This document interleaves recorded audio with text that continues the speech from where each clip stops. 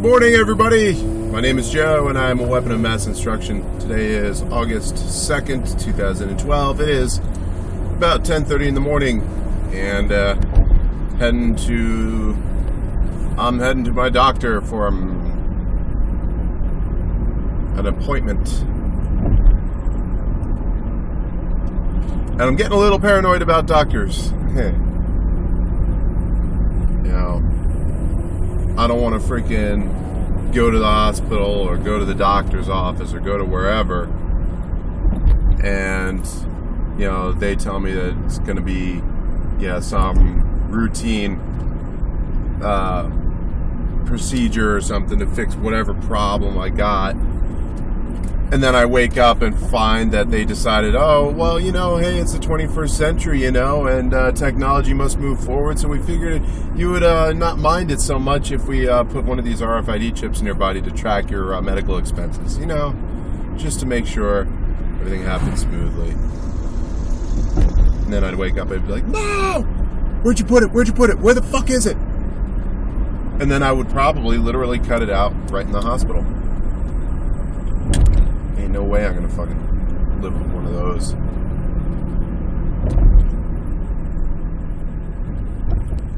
That's just one of those irrational thoughts that pop in every once in a while. Nah, why would they do that without telling me? Of course, they could do no harm.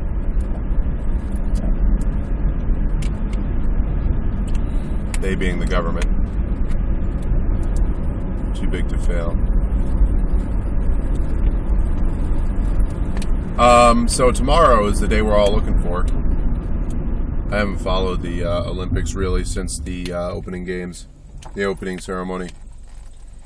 Didn't even really follow it then, but there was that UFO. Nothing major, just one UFO. So I'm sure you've seen it on one of my previous episodes, but a lot of people have been talking about August 3rd, tomorrow, being the day, as opposed to the opening ceremony.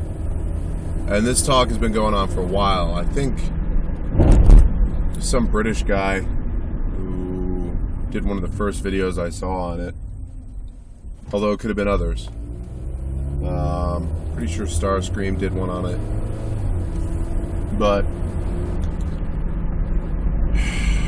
August the 3rd, highest police and military presence during any point of the games. Higher even than the opening ceremony, which is odd. You've got all these freaking whoever VIPs that don't want to fill their seats, that bought all these seats, their tickets, and are not sitting there. People with a whole buttload of money to waste. Those are the ones that are not using their seats. So you got that. And I didn't realize how big of a detail this was, but I had mentioned NBC pretty much monopolizing the airways when it comes to the games. No live coverage, it's got to go through them, and then it's all going to be aired during one block of time, which is Eastern. It's 7 o'clock p.m. And instead of rolling 7 o'clock every time zone, it's going to be whatever block happens to be there, so it all happens at exactly the same time. That's not live coverage, but I wouldn't be surprised to see if they've got so much of a monopoly on coverage of the Olympics that if something were to go down tomorrow, we wouldn't actually be able to see any footage of it or see any sort of video coverage until NBC releases it on that regular time slot. Or they could do it live as it happens, but it would still be NBC. And either way, regardless of whether they go live or whether they go during their normal Olympics time slot, what's going to happen is, instead of, say, you know, from 5 to 20 million people each hour watching, it's going to be more like 200 million people, 250 million people watching all at once. And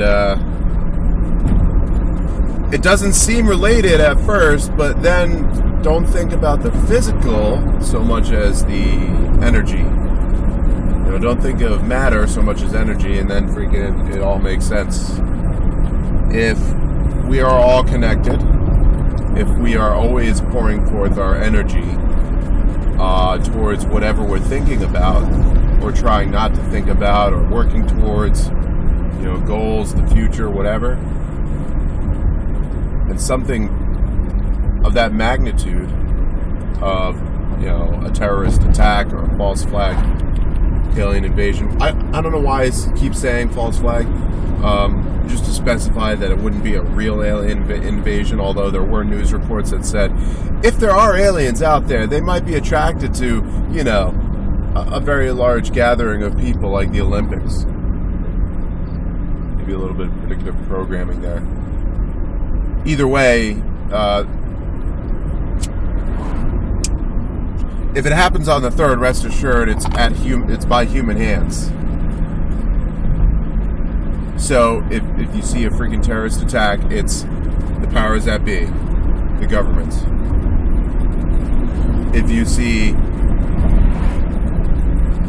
aliens, it may be the governments, or if they really are working with aliens here, like little gray aliens, the Greys, if they really are working with the Greys here, then it would still be due to world government coordination with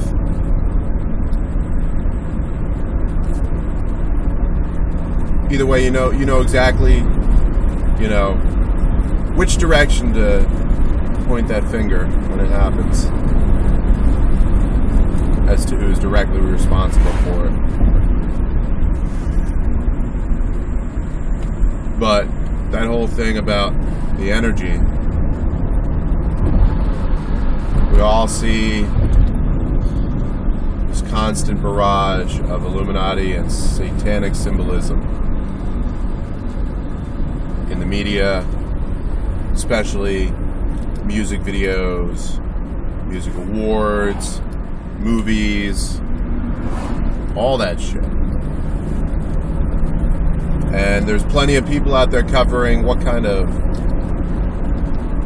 rituals are in play whenever they have any sort of public event. Halftime shows at football games, the opening ceremony, the closing ceremony, you know, award shows again. When it comes to like people's choreographed dance numbers and their outfits and their movements, that plays into it as well.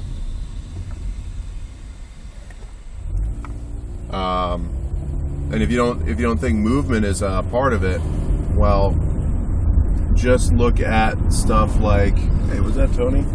Maybe it was, I don't know. Just look at stuff like some of your traditional martial arts styles. You know, karate, taekwondo, judo, I don't know, kung fu, you know, dare I say it, tai chi. That's actually a really effective martial art, but there's two forms of tai chi. There's soft tai chi, which is what people use for exercise and to calm their spirit, and then there's hard tai chi, which is your actual no shit, like, I'm gonna fuck you up style.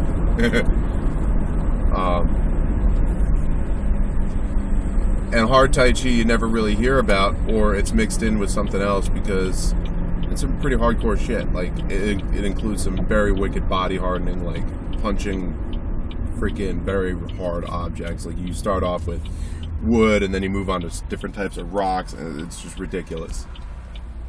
to the point where like you could probably break a brick with a shin bone and not feel any sort of pain whatsoever. But all of those martial arts styles, they include movement as a way of channeling the mind, focusing your energy. The forms, the katas, however you want to say it, different words for different styles, but it's all pretty much the same thing. It's muscle memory, memorize your moves, memorize your techniques, and part of it is, if you memorize all of the different forms out there, or all the different katas, different like choreographed sets of movements, and ingrain them into your memory to the point where it's no more than reflex, executing all of it perfectly. The idea is, if you ever have to defend yourself in a real world situation, then no matter how many assailants you've got, you're going to have the tools necessary to take them all down. You're not even going to have to think about it, but you're automatically going to do the most efficient movements possible, and you're going to react to every given attack properly. Does that make sense? So you'll actually end up pulling different sets of moves from different forms or katas as needed without even thinking about it. That's the goal there. I never got that far. I knew some of the forms back when I was a kid for Taekwondo, and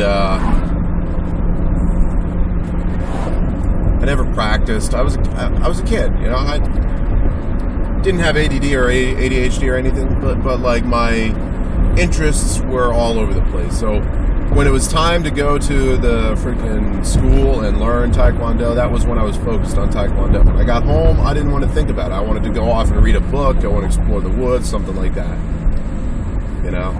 But so after a year or two, my mom took me out of it. But like even now, the moves that I did learn, the little bit that I do remember, it helps. There have been a couple of instances a couple of years ago where somebody attacked me using bare hands, and I was able to successfully defend myself simply by what I learned. But it's part of any sort of ritual. It's a means of channeling your energy.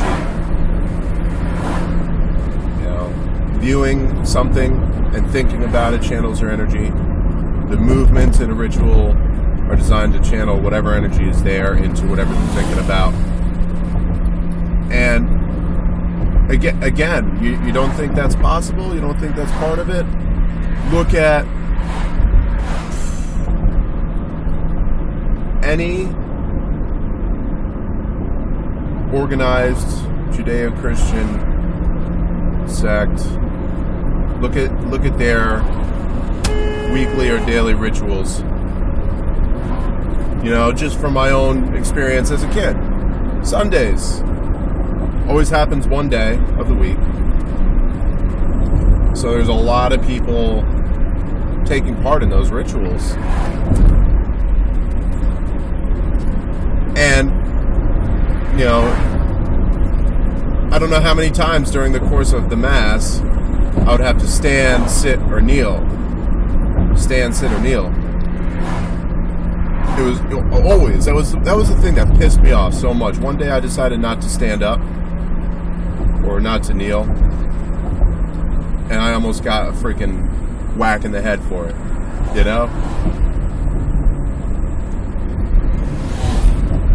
Stand, sit, or kneel. Stand, sit, or kneel. Look at Islam is another example of movements and ritual. And they have to do it 5 times a day. I've watched some of it on television, so I don't really get the full scope of what's going on there in their mosque. But it's the same principle, it's the same idea. You're consciously you're giving your attention, you're giving your heart, you're giving your obedience to your higher power, but subconsciously all that movement choreographed in that manner is a very very focused channeling experience. So I'm starting to ramble here, but basically that's what it all comes down to. I think whatever happens during the Olympics, they're going to achieve a lot of goals by unleashing some sort of hell on Earth, either focused on London or something that's going to spread. They're going to achieve goals simply by opening the door, that final brick in the wall, you know, to get ready for martial law. It's all there. It's all there. Like, if you don't think that a Nazi-esque society like what happened in World War II in Germany is possible here in the United States, we are perilously close to that point. We are. It has happened before. It follows this formula. It always follows this formula, because you got to consolidate your power. You got to consolidate control. You have to open up the channels of control to legitimize everything. And if you do it slow enough, and if you do it gently enough, and if you do it with the people's willing participation, then they won't revolt against you. The people at large are willingly goose-stepping their way to hell.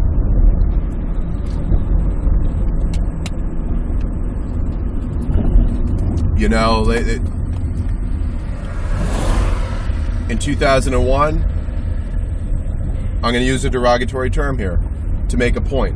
In 2001, the enemy was the ragheads. I'm sorry for anybody of Arabic descent there. But you know what? For the ignorant masses of America who didn't know better, who were easily swayed by what the government told them and what the media told them, and you know what? I'm going to be perfectly honest. I never thought of myself as a racist person, but I fell victim to that just as much as everybody else. Immediately, that happened. They said it was Osama bin Laden. He was, you know, they talk about how he's Saudi Arabian, right? They kept on saying he's Saudi Arabian. So people say Arabian, Arab. And then they show him with his turban. Is it a turban? I'm not sure. Shamag? I'm not exactly sure the name of that particular type of headdress. But you know what? When I was in Iraq, I saw none of that. None of that. None of the freaking crazy turban stuff going on.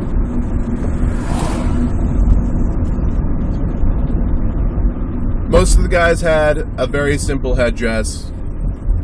It was basically a piece of cloth right there being held in place by a ring, a rope ring. That was it. Very simple. You know, for some of them it went down to about here. For some of them it went down a bit further. And basically the longer it was, and the more ornate it looked, the higher you were in class. Like, I saw a couple of sheikhs, which are local political leaders or clan leaders, and they had, you know, all sorts of accessories. They were wearing freaking Ray-Bans, like they had gold rimmed glasses. They had, you know, they had like old style like pocket watch, like gold pocket watches on chains, like blast from the past. And they were driving these Mercedes Benzes and Audis and stuff that, like, I don't think I would ever be able to afford.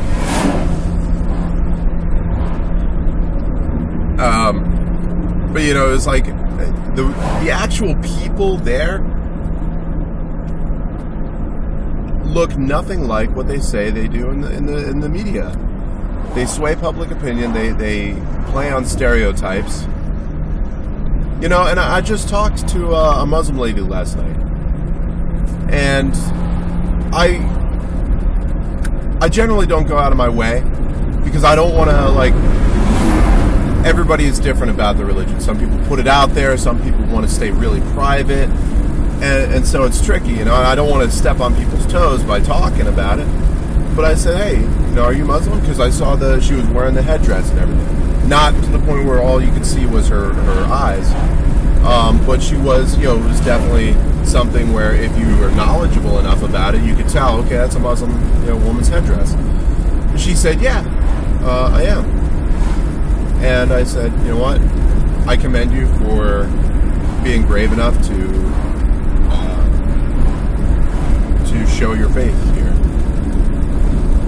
And, you know, she was touched by it. I guess at first she probably wasn't sure of what my intent was by calling that out. But, you know, like, I wanted to say, I mean, because here in America, it's no big deal. You see somebody wearing a cross around their neck as a necklace, no big deal. You know? You see somebody wearing the what's it called, yarmulke? The little Jewish hat. I can't remember what it's called. I'm sorry. Not really a big deal. Because they don't publicize the, you know, maybe 5 to 10% of Christians who are terrorists, or the 5 to 10% of Jews who are terrorists. You know, it's honestly, it's about the same proportion worldwide of any given religion who resorts to terrorism as a means to getting what they think their faith needs, or what they think they want. 90% of Muslims are normal, peace-loving people. They wanted to see war in their country as much as I did. You know, and even though I was fed into the media bullshit hook, line, and sinker, even then there was still a moment where I was like, wait, we're going into Iraq for what? But this guy we're going after, he's hiding out in Afghanistan or Pakistan or something. He's not in Iraq. What the fuck are we doing in Iraq? Right off the bat, I was like, what the fuck? No. Went along with it anyway. Because I was a patriotic American. Well, now I'm a patriot, and I'm saying, fuck it. If there are any troops left over in Iraq, i.e. doing cross-border patrols or special forces units that are going deep cover, powers that be better fucking get them out. Afghanistan, same thing. We're doing no good there. Those places, you know, when they fell under a dictatorship, that's what they were used to, and they need to revolt on their own terms. No dictatorship will last forever. Not a one. Not a single one. At least, you know, to the public eye.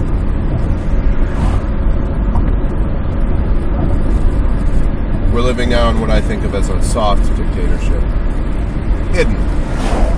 The Wizard of Oz is hiding behind the curtain,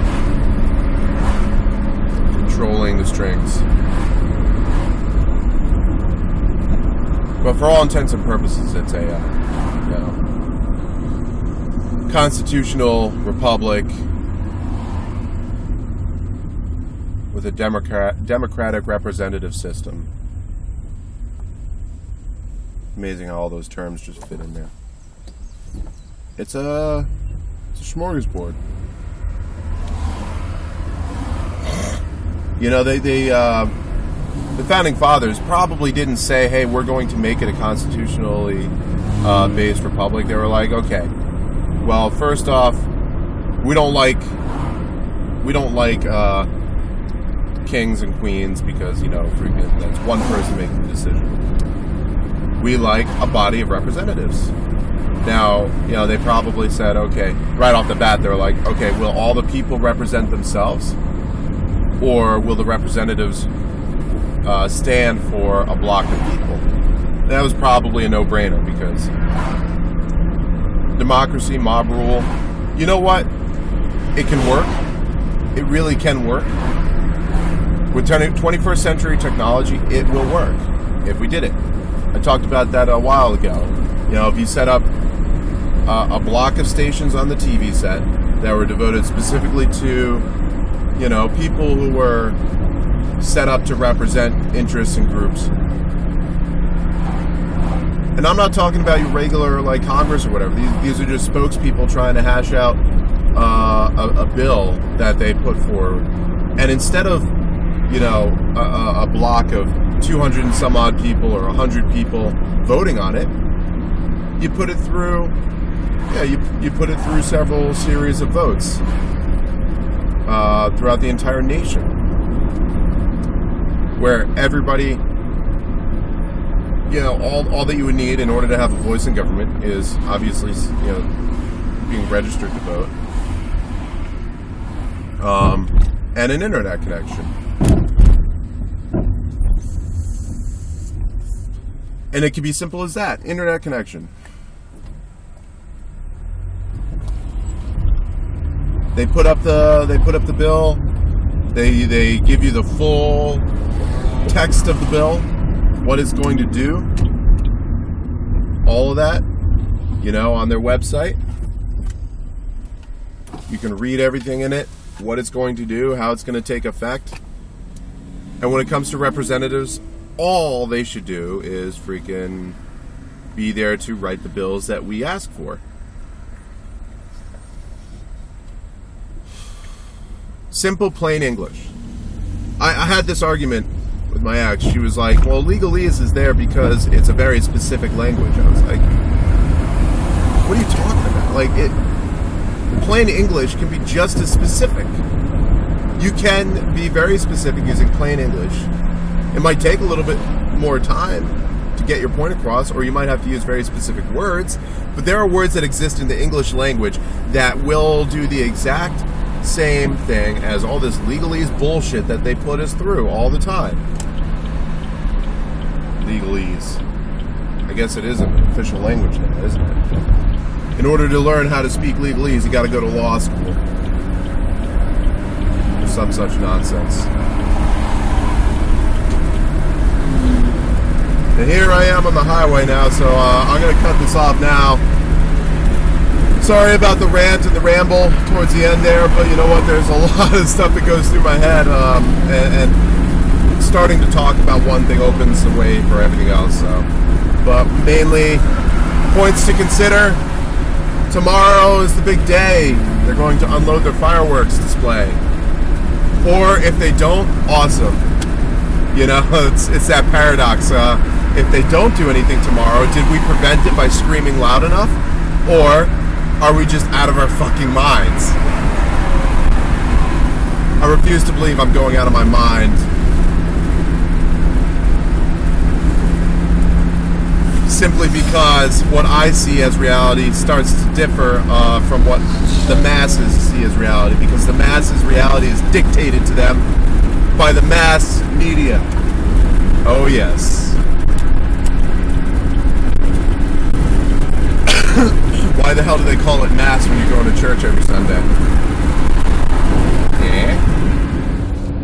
Why is it called mass when you're referring to the amount of matter in an object? Talk about a massive undertaking. Think about the definitions of that word for a bit. Kind of mind-boggling there. But yeah, just because I see things a little bit differently than most people see things, that does not mean I'm fucking going nuts. I honestly hope nothing happens tomorrow. Just like, before Chicago, I hope nothing happened then. And nothing did happen. And you know what? I don't know. Maybe I was just reaching. Maybe I was looking at the wrong connections. But you know what? I got to find the connections wherever I think they are. Wherever I can look. Because, again, if it is a case of the more people screaming, the less chance of the order doing something, then awesome. Then I need to scream. Or if it's a case of, simply just waking people up and telling them to be prepared for anything that may or may not happen in the future. There you go. So I'm going to be oiling my guns up today. And double checking ammo, double checking magazines, all that good shit.